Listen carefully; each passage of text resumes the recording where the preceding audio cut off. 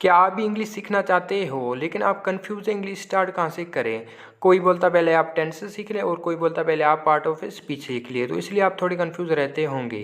तो आज की वीडियो में मैं आपको बताऊंगा आप किस तरह से इंग्लिश सीख सकते हैं, और इसी वीडियो में मैं आपको ऐसे चीज़ें भी सिखाऊंगा जो आपको इंग्लिश सीखने में आसानी होगी। तो इसलिए इस वीडियो को लास्ट तक ज़रूर देखेंगे। तो पहले हम सीखें सब्जेक्ट, वर्ब और ऑब्जेक्ट किसे कहते हैं। तो देखिए सब्जेक्ट, जिसे उर्दू में कहते हैं फाइल। तो देखिए फिक्रों में जो काम कर रहा हो तो उसे सब्जेक्ट कहते हैं। तो देखिए सेंटेंस में जो काम कर रहा हो तो उसे कहते हैं सब्जेक्ट। जैसे नीचे आप एग्जांपल भी देख सकते हैं, आई प्ले क्रिकेट, मैं क्रिकेट खेलता हूँ। तो देखिए इसमें जो सब्जेक्ट है वो है आई। दूसरा वर्ब, जिसे उर्दू में कहते हैं फेल। तो देखिए फिक्रों में जो काम हो रहा हो तो उसे वर्ब कहते हैं। तो देखिए सेंटेंस में जो काम हो रहा हो तो उसे कहते हैं वर्ब। जैसे नीचे आप एग्जांपल भी देख सकते हैं, आई प्ले क्रिकेट। तो देखिए इसमें जो वर्ब है वो है प्ले, क्योंकि इसमें जो काम हो रहा है वो हो रहा है खेलने का। और तीसरा है ऑब्जेक्ट, जिसे उर्दू में कहते हैं मफूल। तो देखिए फिक्रों में जिस पर काम हो तो उसे ऑब्जेक्ट कहते हैं। तो देखिए सेंटेंस में जिस पर काम हो तो उसे कहते हैं ऑब्जेक्ट। जैसे आप नीचे एग्जांपल भी देख सकते हैं, आई प्ले क्रिकेट। तो देखिए इसमें जो ऑब्जेक्ट है वो है क्रिकेट। तो कुछ अहम सब्जेक्ट भी देखे जिससे हम सेंटेंस अक्सर बनाते रहते हैं। तो पहला है आई, जिसकी मीनिंग है मैं। दूसरा है वी, जिसकी मीनिंग है हम। और तीसरा है यू, जिसकी मीनिंग है तुम। और चौथा है ही, जिसकी मीनिंग है वो, ये हम लड़के के लिए इस्तेमाल करते हैं। और पांचवा है शी, जिसकी मीनिंग है वो, ये हम लड़की के लिए इस्तेमाल करते हैं। और छठा है इट, जिसकी मीनिंग है वो, लेकिन ये हम गैर जानदार चीज़ों के लिए इस्तेमाल करते हैं इट। और द, जिसकी मीनिंग है वो, ये हम जमा नाम के लिए इस्तेमाल करते हैं। दो या दो से ज़्यादा नाम हो तो वहाँ आप द इस्तेमाल करेंगे। अगर एक है तो उसके लिए आप ही इस्तेमाल करेंगे। अगर वो लड़की है तो उसके लिए आप शी इस्तेमाल करेंगे। और गैर जानदार चीज़ों के लिए आप इट इस्तेमाल करेंगे। इन्हें इंग्लिश में खास नाम दिया गया है सब्जेक्ट को। तो देखिए आई वी को कहते हैं फर्स्ट पर्सन। तो देखिए आई वी को कहते हैं फर्स्ट पर्सन। आई हम मैं के लिए इस्तेमाल करते हैं और वी हम के लिए। तो इन दोनों सब्जेक्टों को कहते हैं फर्स्ट पर्सन। तो आगे और भी आप सब्जेक्ट देखें तो दूसरा सब्जेक्ट है यू, जिसे इंग्लिश में कहते हैं सेकंड पर्सन। तो यू एक को कहते हैं सेकंड पर्सन। तो देखिए ही, शी, इट, दे को कहते हैं इंग्लिश में थर्ड पर्सन। इन चारों को इंग्लिश में नाम दिया गया है थर्ड पर्सन का। तो ये अहम सब्जेक्ट है जिसे हम इंग्लिश सेंटेंसों में हमेशा इस्तेमाल करते हैं। तो मे के लिए आप आई इस्तेमाल करेंगे और हम के लिए करेंगे आप वी। और कहाँ जमा नाम होंगे तो वहाँ आप द इस्तेमाल करेंगे सेंटेंसों में। तो ये जो आप देख रहे हैं इसे कहते हैं पॉजिटिव केस इंग्लिश में। तो देखिए माई, जिसकी मीनिंग है मेरा। और दूसरा है आवर, जिसकी मीनिंग है हमारा। और तीसरा है यूअर, जिसकी मीनिंग है तुम्हारा। और चौथा है हिज, जिसकी मीनिंग है उसका, ये हम लड़की के लिए इस्तेमाल करेंगे।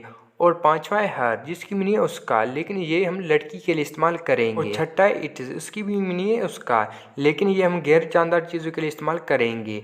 और लास्ट है देयर, जिसकी मीनिंग है उनका। तो देयर को हम जमा नाम के लिए इस्तेमाल करेंगे। और आगे मैं ये आपको बताऊंगा किस तरह से आप पॉजिटिव केस को सेंटेंस में इस्तेमाल करेंगे। माई, जिसकी मीनिंग है मेरा। दूसरा है अवर, जिसकी मीनिंग है हमारा। और देयर की मीनिंग है उनका। जो ये आप देख रहे हैं उसे इंग्लिश में कहते हैं ऑब्जेक्ट। पहला है मी, जिसकी मीनिंग है मुझे। और दूसरा है अस, जिसकी मीनिंग है हमें। और तीसरा है यू, जिसकी मीनिंग है तुम्हें।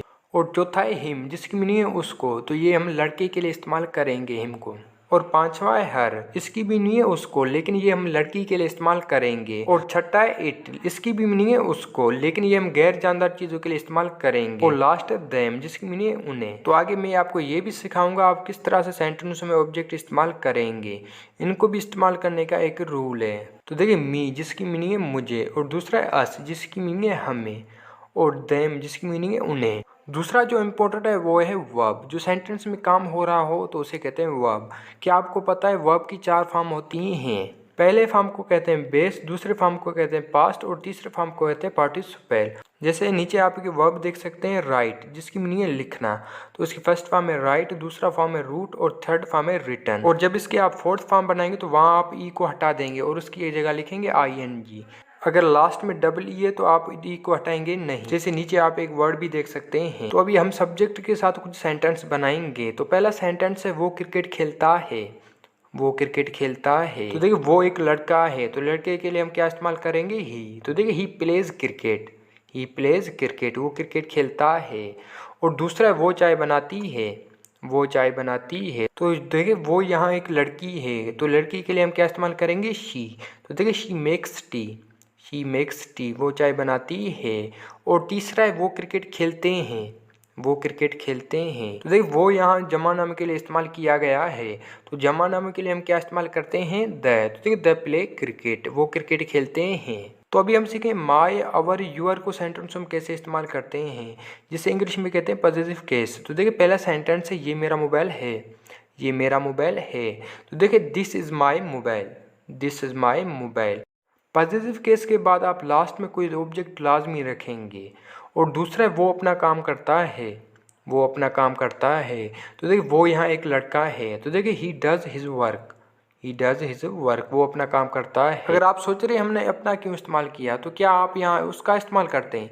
एक सब्जेक्ट है जो अपना काम कर रहा है, तो उसके लिए आप अपना लगाएंगे उर्दू के सेंटेंसों में।